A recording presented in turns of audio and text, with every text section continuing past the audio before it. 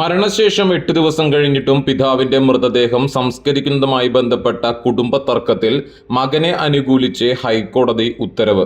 മതാചാരപ്രകാരം സംസ്കാരം നടത്താനും അതിന് ആവശ്യമായ പോലീസ് സംരക്ഷണം നൽകാനും കോടതി നിർദ്ദേശിച്ചു. പൂവത്തൂർ പെരിങ്ങാട് സ്വദേശിയും കുണ്ടുകുളം സ്വദേശിയുമായ 73 വയസ്സുള്ള ജോസ് കഴിഞ്ഞ ബുധനാഴ്ച തൃശൂർ അശ്വിനി ആശുപത്രിയിൽ ചികിത്സയിലിരിക്കെയാണ് മരണപ്പെട്ടത്.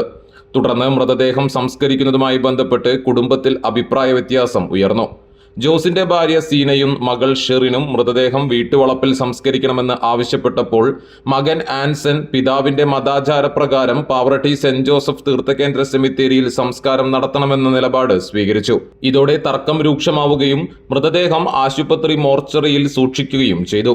തുടർന്ന് മകൻ ആൻസൺ ഹൈക്കോടതിയെ സമീപിച്ച് പിതാവിന്റെ മൃതദേഹം മതാചാരപ്രകാരം സംസ്കരിക്കാൻ അനുമതി നൽകണമെന്നും ക്രമസമാധാന പ്രശ്നങ്ങൾ ഒഴിവാക്കാൻ പോലീസ് സംരക്ഷണം നൽകണമെന്നും ആവശ്യപ്പെട്ടു. പിതാവ് കത്തോലിക്ക മതവിശ്വാസിയായിരുന്നുവെന്നും പാവറട്ടി സെന്റ് ജോസഫ് തീർത്ഥകേന്ദ്രത്തിലെ സജീവ അംഗമായിരുന്നുവെന്നും ഹർജിയിൽ വ്യക്തമാക്കിയിരുന്നു. കൂടാതെ വീട്ടുവളപ്പിൽ സംസ്കരിക്കണമെന്ന വ്യക്തമായ ആഗ്രഹം പ്രകടിപ്പിച്ച രേഖകളൊന്നും ഇല്ലെന്നും മകൻ വാദിച്ചു. വാര്യർ ആൻഡ് ഗ്രാലൻ അസോസിയേറ്റ്സ് മുഖേന സമർപ്പിച്ച ഹർജി പരിഗണിച്ച കോടതി മകന്റെ വാദം അംഗീകരിച്ച് മൃതദേഹം മതാചാരപ്രകാരം സംസ്കരിക്കാൻ അനുമതി നൽകുകയും പോലീസ് സംരക്ഷണം ഉറപ്പാക്കാൻ ഉത്തരവിടുകയും ചെയ്തു.